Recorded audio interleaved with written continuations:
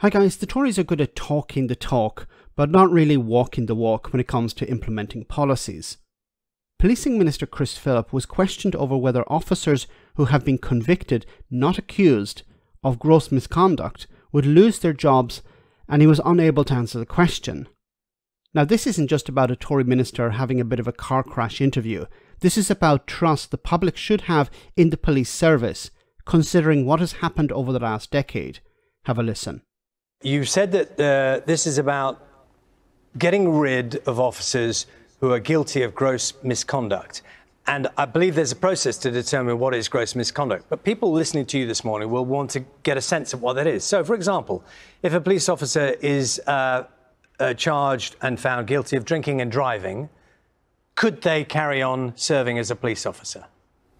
Well, I think it's very difficult to... OK, so you can't answer that one. Let me give you another one. So what about someone who is guilty of harassment, for example? Yeah. Would that qualify?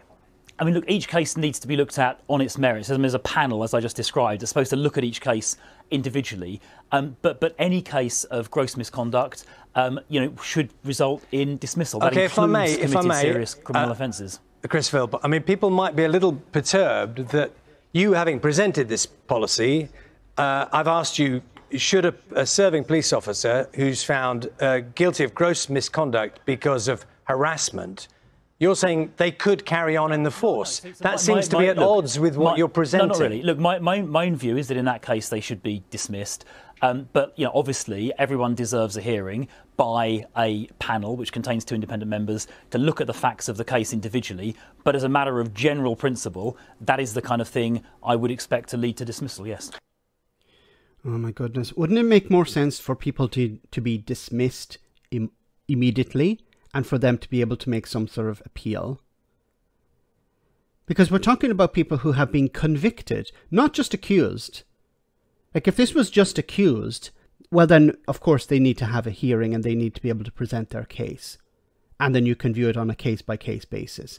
But this is about people who have been convicted. Now, this is not just about general civil servants. This is about the police service.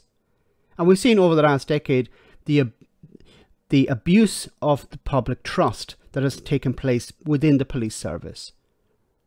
Racism, sexism, a whole range of other problems that need to be rooted out. And first of all, you need to restore trust that the public have lost in the police service. Now, the Tories aren't doing a very good job at that. They're not investing the resources necessary for the police to resolve crimes, to solve crimes. They're not providing the police service with the staff they need. Thousands of police officers, experienced ones, have left over the last 13 years, and they haven't been replaced. The population has increased, but the number of police officers has increased by only 3,000. So they're vastly unresourced and they don't have the staff they need.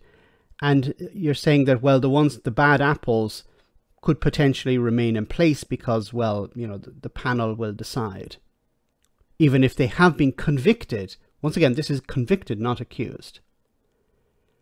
See, the problem with a lot of these Tory policies is that they're presented as a distraction. They're presented as, well, look at what we're doing.